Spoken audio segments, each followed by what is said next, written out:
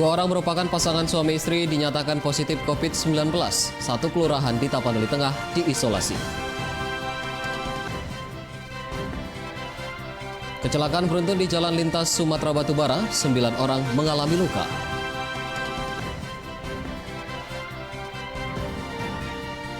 Anggota DPRD Dairi pantau penyaluran sembako bagi warga terdampak ekonomi akibat pandemi COVID-19. Halo pemirsa, senang sekali kami dapat kembali hadir di hadapan Anda dalam program Wajah Sumut edisi Jumat 26 Juni 2020. Selain 3 berita utama tadi, kami juga telah menyiapkan informasi menarik lainnya selama 30 menit ke depan.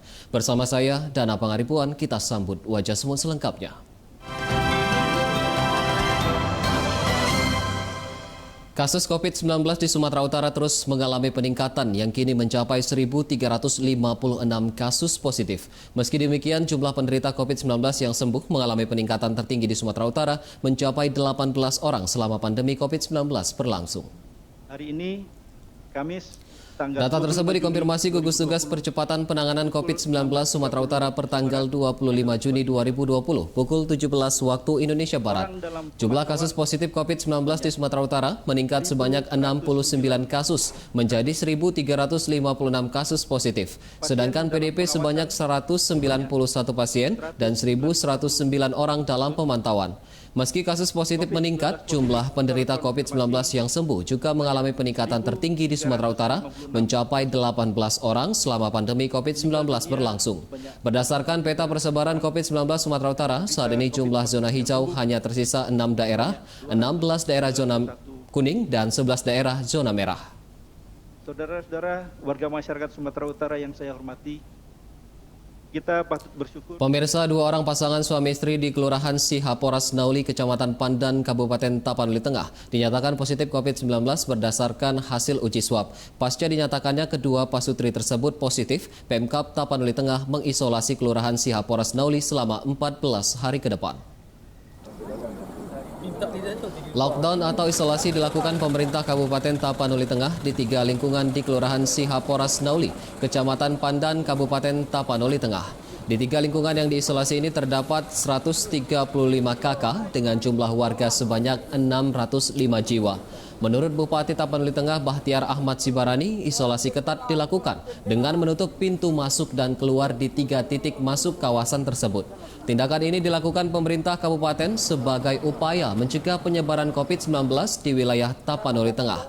Selain isolasi wilayah, keluarga pasien COVID-19 juga dilakukan karantina di Asrama Akademi Keperawatan di Rindu Alam, Kecamatan Pandan, Tapanuli Tengah. Selama masa isolasi dilakukan, Pemkab Tapanuli Tengah akan menyediakan kebutuhan makan warga selama 14 hari ke depan. Yang kita isolasi itu dari 4 lingkungan, yang kita isolasi itu 3 lingkungan. Ada 3 jalur untuk masuk ke desa tersebut, 3-tiganya ditutup sampai 14 hari ke depan. 14 hari ke depan. Kementerian Kesehatan BTK LPP kelas 1 Medan bersama gugus tugas COVID-19 kembali melaksanakan uji swab gratis kepada masyarakat di Kota Medan. Dari ratusan spesimen yang telah diambil, 33 diantaranya dinyatakan positif COVID-19 dari uji swab PCR. Pelaksanaan uji swab gratis tahap ke-7 dilakukan di kantor Kemenkes BTK LPP kelas 1 Medan, Jalan Wahid Hashim, Kota Medan. Pada tahap ke-7 ini, BTK LPP kelas 1 Medan menargetkan pengambilan spesimen sebanyak 150 sampel dari masyarakat yang tergolong rentan terpapar COVID-19 dan kalangan mahasiswa. Kepala Kantor BTK LPP kelas 1 Medan Rosmita Ginting mengatakan pihaknya telah mengambil spesimen sebanyak 874 sampel dari 6 lokasi di Kota Medan dan 600 lebih sampel diantaranya telah diproses di laboratorium PCR. Dari data tersebut didapatkan 33 orang dinyatakan positif COVID-19 melalui pemeriksaan swab PCR. BTK LPP kelas 1 Medan berencana akan terus melakukan kegiatan serupa guna mendukung dan menekan angka penyebaran COVID-19.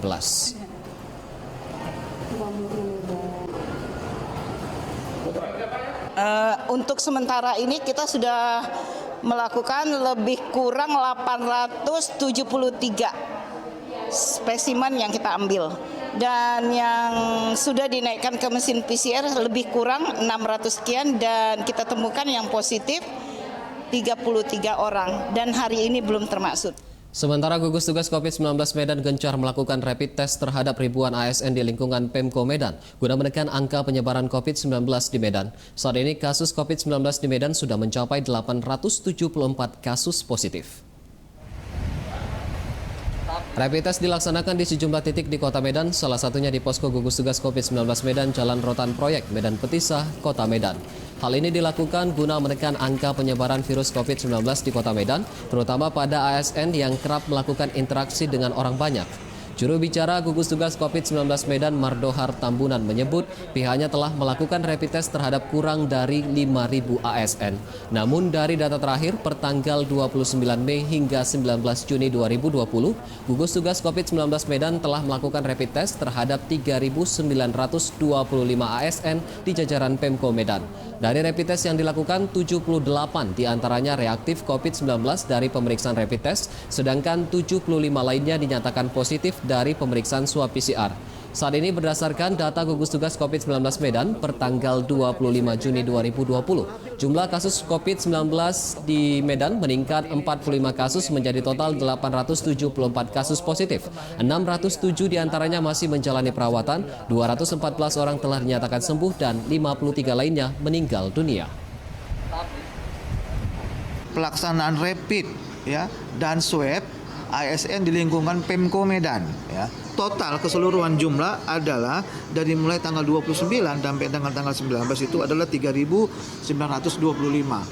Dengan total hasil reaktifnya adalah 78. Dengan hasil swabnya adalah 75. Inilah kira-kira total. Pemprov Sumut telah menerima seluruh usulan kenormalan baru dari 33 kabupaten kota di Sumatera Utara. Pemprov Sumut optimis dapat menerapkan kenormalan baru pada 1 Juli mendatang. Hal tersebut disampaikan PLT Kepala Dinas Komunikasi dan Informatika Sumatera Utara Irman Umar saat dikonfirmasi pada Kamis siang. Irman menyampaikan saat ini ke-33 kabupaten kota di Sumatera Utara telah mengembalikan usulan konsep kenormalan baru kepada pemerintah Provinsi Sumatera Utara per tanggal 24 Juni 2020. Konsep dari tingkat daerah tersebut diformulasikan kembali oleh Pemprov Su dan direncanakan akan dikonsultasikan ke pemerintah pusat melalui Menteri Kesehatan pada Jumat hari ini. Irman menambahkan konsep kenormalan baru Sumatera Utara yang dirampungkan memuat sejumlah peraturan dan sanksi yang mengatur, serta akan disosialisasikan kepada masyarakat bersama stakeholder terkait. Sementara terkait DPRD Sumut yang meminta kenormalan baru ditunda, Irwan Umar menanggapi hal tersebut merupakan persoalan yang wajar mengingat tugas anggota Dewan dalam mengawasi lembaga eksekutif. Meski demikian, pihaknya akan membahas kajian new normal bersama DPRD Sumut bersamaan dengan pengajuan konsep kenormalan baru di pemerintah pusat. Pemprov Su optimis kenormalan baru di Sumatera Utara dapat diterapkan pada 1 Juli mendatang agar roda kehidupan masyarakat dapat berjalan normal di tengah pandemi COVID-19 dengan tetap menjalankan protokol kesehatan. Jadi 1 Juli nanti ada proses sosialisasi, tapi waktunya tidak lama. Tapi memang 1 Juli mulai berlakunya, tapi pemberlakuan terutama sanksinya itu tentunya tidak serta-merta. Ada tahapan-tahapan yang harus kita lakukan pendekatan persuasif. Pemirsa, sejenak akan hadir informasi mengenai kecelakaan beruntun di Jalan Lintas Sumatera Batubara. 9 orang mengalami luka. Tetaplah bersama kami.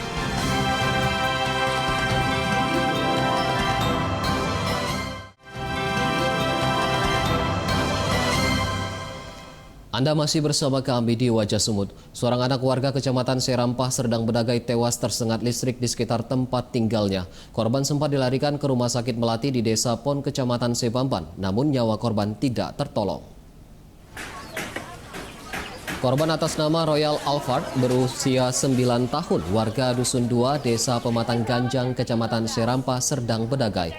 Korban yang merupakan anak pertama dari pasangan suami istri Ramadan dan Rafika Tamim ini diduga tewas setelah tersengat aliran listrik dari kabel jaringan tiang listrik yang terjatuh. Saksi mata mengatakan korban ditemukan sudah tergeletak di dekat kabel listrik yang terjatuh. Sebelumnya korban bersama beberapa temannya tengah bermain di sekitar kabel listrik tersebut sebelum akhirnya tersengat aliran listrik. Jenazah Royal Alphard selanjutnya dibawa warga untuk disemayamkan di rumah duka sebelum dikebumikan di TPU Desa Pematang Ganjang.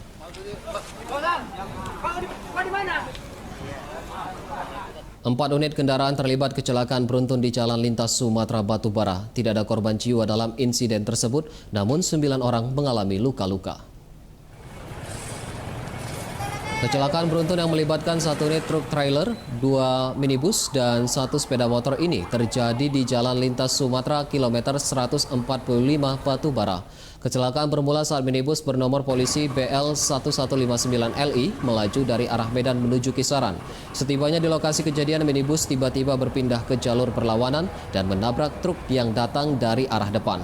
Akibat tabrakan, sopir truk hilang kendali dan menabrak 1 minibus lainnya serta 1 unit sepeda motor.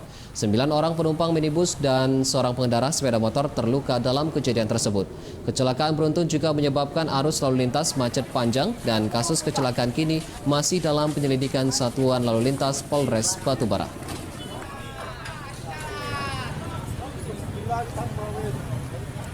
Kita ke berita selanjutnya. Seorang prajurit TNI bernama Rama Wahyudi berpangkat Sersan Mayor gugur dalam tugas sebagai pasukan misi perdamaian di Kongo. Orang tua Serma Rama Wahyudi yang berdomisili di Kabupaten Simalungun, Sumatera Utara berencana akan berangkat menuju Provinsi Riau untuk menunggu jenazah tiba untuk selanjutnya dimakamkan. Keluarga almarhum Sersan Mayor Rama Wahyudi tinggal di Kelurahan Kerasaan, Kecamatan Bandar, Pematang Bandar, Kabupaten Simalungun. Keluarga mengaku terkejut saat mendengar informasi almarhum gugur dalam tugas sebagai pasukan misi perdamaian di negara Republik Demokratik Kongo. Menurut keluarga, almarhum lahir dan besar di Kabupaten Simalungun dan sejak kecil bercita-cita menjadi prajurit TNI. Usai menamatkan sekolah, almarhum kemudian bergabung menjadi anggota TNI pada tahun 2004. Pihak keluarga terakhir kali berkomunikasi dengan almarhum pada Hari Raya Idul Fitri 2020 lalu. Keluarga mengingat almarhum adalah sosok yang baik dan pekerja keras. Almarhum meninggalkan 1 orang istri dan 3 orang anak, dan rencananya pihak keluarga besar akan berangkat ke Kampar Riau pada Jumat hari ini untuk menunggu jenazah hingga prosesi pemakaman. Anak pertama setengah 8, dia bilang kan, Mak, begini Mak di Kongo katanya. Di situ udah nggak bisa apa-apa. Ya karena ditembak gitu aja. Karena ada apanya kan ada itu fotonya yang ditembaknya ada kirim sama mungkin kawannya lah di Kongo. Pemirsa, 2 unit rumah dan 1 sekolah di Kecamatan Medan Deli mengalami kerusakan setelah diterjang angin puting beliung pada Kamis sore kemarin. Tidak ada korban jiwa dalam kejadian ini, namun kerugian ditaksir mencapai ratusan juta rupiah. Hujan deras disertai angin kencang merusak 2 rumah warga dan 1 sekolah di kawasan Jalan Kawat 1, lingkungan 15, Kecamatan Medan Deli, Medan. Menurut saksi mata, peristiwa angin puting beliung tersebut terjadi pada Kamis sore kemarin sekitar pukul 18 waktu Indonesia bagian Barat. Akibatnya 2 unit rumah dan 1 sekolah pendidikan anak usia dini mengalami kerusakan pada atap bangunan, perabot, dan peralatan sekolah. Meski tidak ada korban jiwa dalam kejadian ini, namun kerugian akibat angin puting beliung ditaksir mencapai ratusan juta rupiah. Warga korban angin puting beliung berharap ada bantuan dari pemerintah setempat untuk memperbaiki kembali bangunan rumah yang mengalami kerusakan.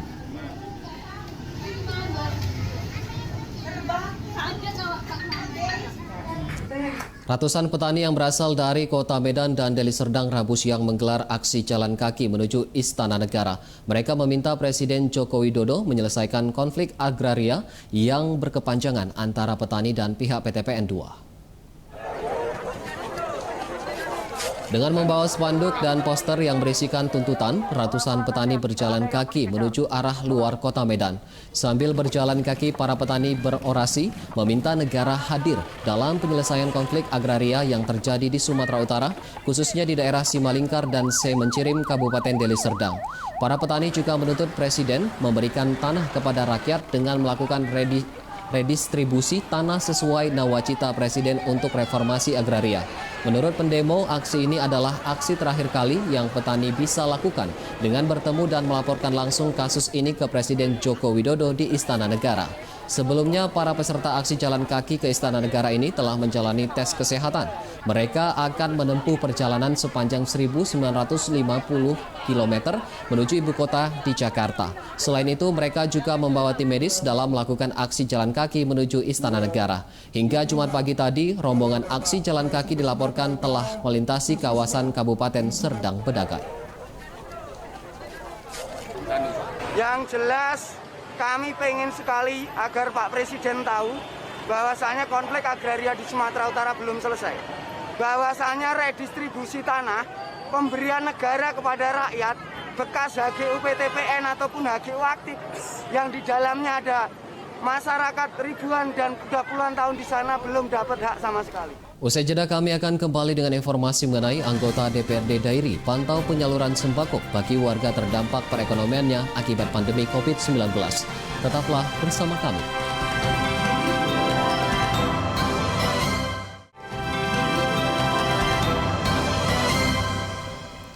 Kembali lagi di Wajah Sumut, tim Satuan Reserse Narkoba Polrestabes Medan menggerebek perkampungan narkoba di kawasan Jalan Multatuli, Kota Medan. Pada penggerebekan tersebut, polisi menangkap 6 orang serta menyita barang bukti sabu dan senjata airsoft gun. Penggerebekan dilakukan setelah sebelumnya polisi mendapatkan informasi dari warga terkait aktivitas jual beli narkoba di kawasan permukiman padat penduduk di Jalan Multatuli, Medan. 6 orang diduga pengedar dan pemakai narkoba ditangkap petugas dalam penggerebekan tersebut dengan barang bukti sabu siap edar seberat 60 gram. Selain itu di lokasi penggerebekan petugas juga menyita timbangan elektrik, alat hisap sabu serta 1 senjata airsoft gun. Seluruh tersangka berikut barang bukti kemudian dibawa polisi ke Mapolrestabes Medan untuk dilakukan penyelidikan lebih lanjut. Kita dapat amankan barang bukti sabu seberat 63 gram, kemudian 3 alat hisap, dan ditambahkan beberapa peralatan atau perlengkapan untuk menggunakan sabu-sabu. Dan yang paling menarik adalah kita juga temukan airsoft gun dan sebilah parang di lokasi.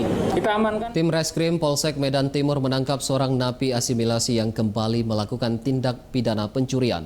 Petugas terpaksa menembak kaki pelaku karena melakukan perlawanan saat akan ditangkap. Pelaku berinisial KA ditangkap polisi di tempat persembunyiannya di kawasan Jalan Pasar 3, Kecamatan Medan Perjuangan, Kota Medan. Dari rumah pelaku, polisi menemukan barang bukti 1 unit laptop, telepon genggam, kartu ATM, dan sejumlah barang hasil kejahatan lainnya. Dari hasil pemeriksaan polisi, pelaku mengaku sudah 4 kali melakukan pencurian sejak mendapatkan asimilasi dari Departemen Hukum dan HAM pada Mei lalu akibat pandemi COVID-19. Polisi terpaksa menembak kaki pelaku karena menyerang petugas dan mencoba melarikan diri saat dilakukan penggeledahan di rumah tersangka. Menurut Kapolsek Medan Timur Kompol Muhammad Arifin, penangkapan terhadap pelaku berawal dari pengaduan korban atas nama Riki Chandra, seorang mahasiswa yang menjadi korban pencurian. Kini pelaku masih menjalani pemeriksaan di Mapolsek Medan Timur dan dijerat pasal pencurian dengan ancaman hukuman 5 tahun penjara.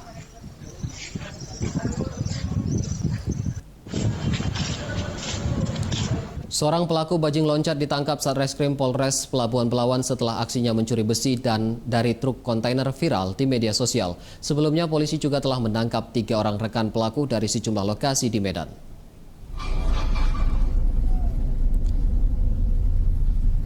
Pelaku yang ditangkap berinisial MI alias Tono Panjang. Pelaku merupakan bagian dari kelompok kawanan bajing loncat yang mencuri sejumlah besi bangunan dari dalam truk di kawasan Jalan Pelabuhan Raya Medan Belawan pada Oktober 2019 lalu.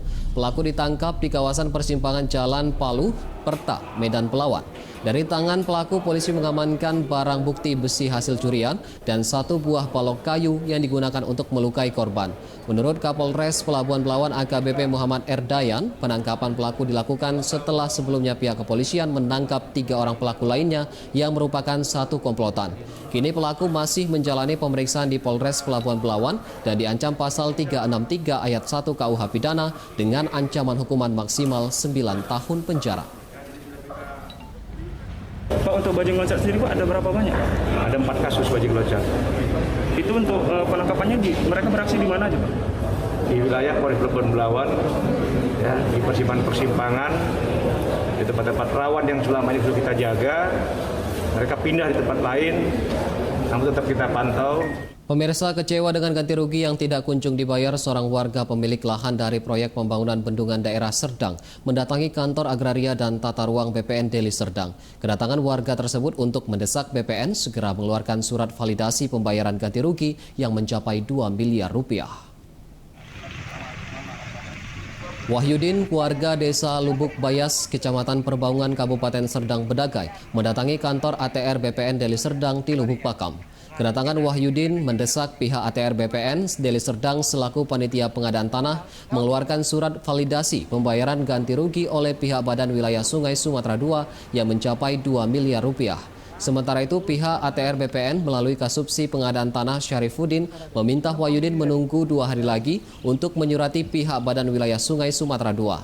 Wahyudin merupakan salah satu pemilik lahan yang terkena proyek pembangunan bendungan daerah irigasi Sungai Serdang bernilai 234 miliar dari anggaran APBN. Lahan Wahyudin seluas 10.169 meter persegi sudah dikerjakan pihak pemborong, bahkan pekerjaannya diperkirakan sudah mencapai 50%. Menurut Wahyudin, dirinya kecewa karena belum menerima ganti rugi, padahal proyek tersebut sudah berjalan 2 tahun sejak tahun 2017 lalu. Sudah digunakan oleh proyek, tapi belum dibayar lahan tadi. Ini proyek apa? Proyek bendungan irigasi. Ukuran yang surat camat 5.600 meter. Yang sertifikat 4.569 meter. Harapan kita dibayar aja uang itu, dibayar uang cepat. Udah. Mau digunakan tanah dia terserah gitu. Untuk pemerintah Kita ke berita selanjutnya. Pemerintah Kabupaten Dairi hingga kini masih menyalurkan bantuan sembako kepada masyarakat yang terdampak perekonomiannya akibat pandemi COVID-19. Untuk memastikan bantuan yang diterima tepat sasaran, anggota DPRD Dairi memantau langsung pembagian sembako. Pemantauan penyaluran sembako COVID-19 dilakukan anggota DPRD Kabupaten Dairi yang juga Ketua Fraksi Nasdem, Nasib Marudur Sihombing, bersama Ketua Fraksi Gerindra DPRD Dairi, Rasiden Damanik. Di Kecamatan Silima Pungga, penyaluran sembako disalurkan kepada 77 guru honorer SMP dan guru honorer dari 4 kecamatan. Sedangkan di Kecamatan Tigalingga, penyaluran sembako disalurkan kepada 109 guru honorer SMP dan sekolah taman kanak-kanak dari 4 kecamatan. Rencananya pemerintah Kabupaten Dairi akan menyalurkan bantuan sembako kepada 435 guru honorer yang tersebar di 15 kecamatan di Kabupaten Dairi. Bantuan tersebut berasal dari pihak swasta, ASN, dan elemen masyarakat yang disalurkan melalui gugus tugas penanganan COVID-19 Kabupaten Dairi. Bahwa kepada pemerintah supaya nanti apabila ada bansos atau donasi dari pihak ketiga dan pemerintah supaya secepatnya merealisasikan terlebih kepada penerima manfaat langsung. Pemirsa, informasi tersebut sekaligus menjadi penutup Wajah Sumut edisi hari ini. Saya Dana Pangaribuan beserta kru yang bertugas mengucapkan terima kasih atas perhatian Anda. Selamat siang dan sampai jumpa.